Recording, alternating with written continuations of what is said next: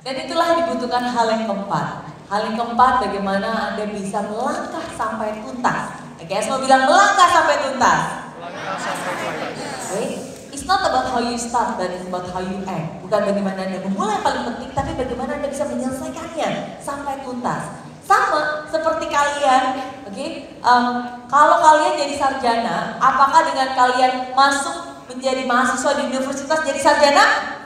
Enggak, tapi ketika kalian menyelesaikan skripsi, menyelesaikan sidang akhir, baru akhirnya menyatakan lulus, baru jadi sarjana. Menyelesaikannya sampai tuntas. Dibutuhkan proses, dibutuhkan disiplin, dibutuhkan ketekunan, dibutuhkan keyakinan bahwa kalian pasti bisa. Coba katakan bersama-sama, saya pasti bisa. Saya pasti bisa. Saya pasti bisa. Apakah Anda bisa? Saya pasti bisa. Kita luar biasa semangatnya ya.